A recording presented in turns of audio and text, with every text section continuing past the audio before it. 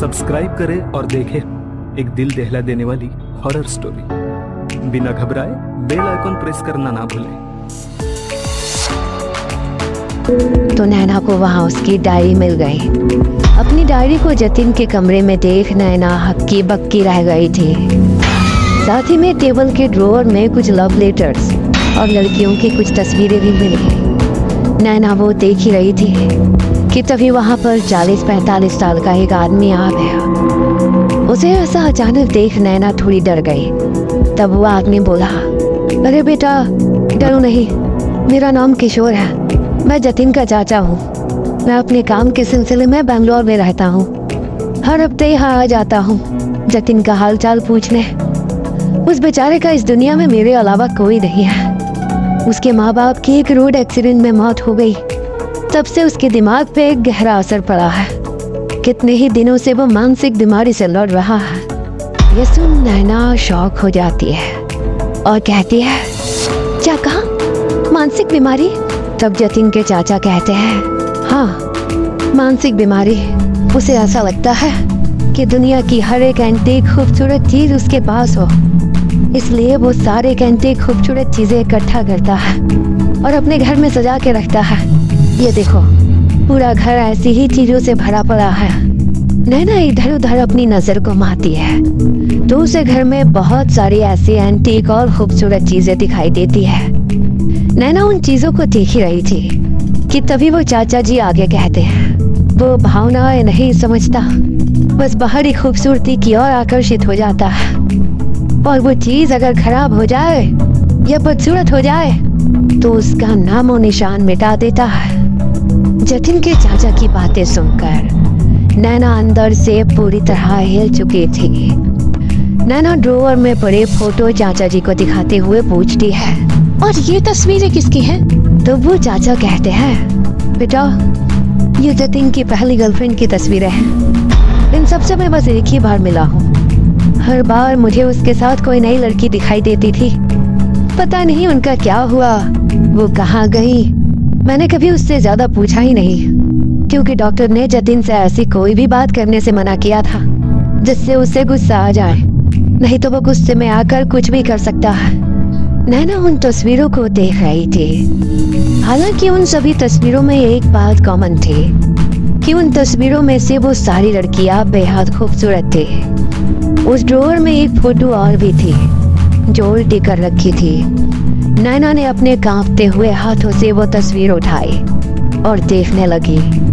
वो तस्वीर देख नैना की आंखें फटी की फटी रह गई। वो तस्वीर किसी और की नहीं बल्कि उसकी खुद की थी। अपनी तस्वीर को उस ड्रॉअर में देख नैना के शरीर के मानो रोंगटे खड़े हो गए। धीरे धीरे अब सारी बातें नैना के समझ आ रही थी। नैना से अब वो सब बर्दाश्त नहीं हो रहा था।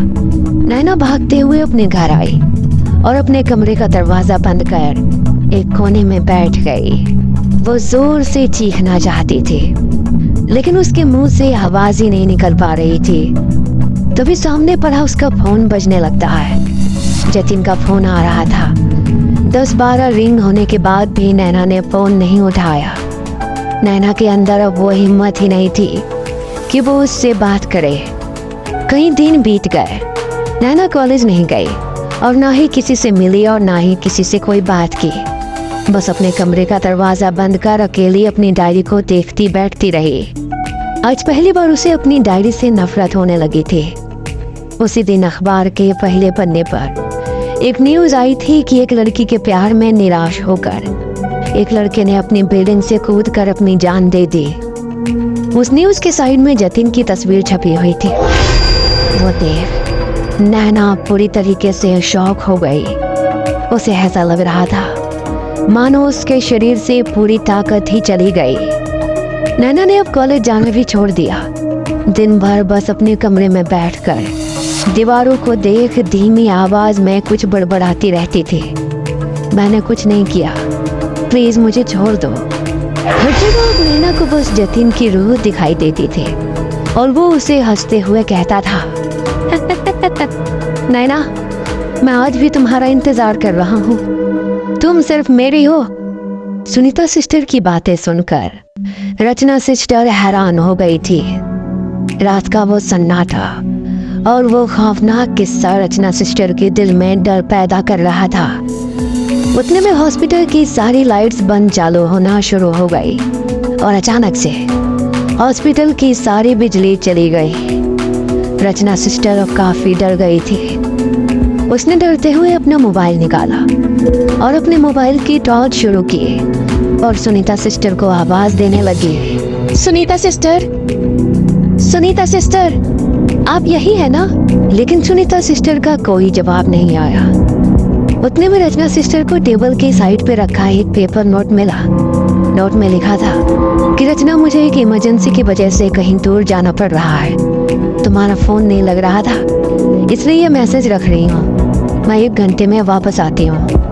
ये पढ़कर रचना सिस्टर को ऐसा लग रहा था मानो उसके पूरे शरीर से किसी ने उसकी जान ही निकाल दी हो। अपनी डर भरी निगाहों से रचना सिस्टर इधर उधर देख रही थी। तभी अचानक एक कोने में उसे किसी की परछाई दिखाई देती। जतीन की रों थी, जो अपने चेहरे पर एक टेढ़ी मुस्कान लिए रचना सिस्टर को देखकर कहता है, वैसे तुम भी काफी खूबसूरत हो और खूबसूरत चीजों पर बस मेरा हक है। इतना कहकर वो जोर जोर से हंसने लगता है। सपने की दुनिया और असल जिंदगी में बहुत फर्क होता है। इतना कि कभी कभी वो जिंदगी और मौत की हदें भी पार कर देता है। एक दिल दहला देने वाली हॉरर स्टोरी। बिना घबराए बेल आइकन प्रेस करना ना भूलें।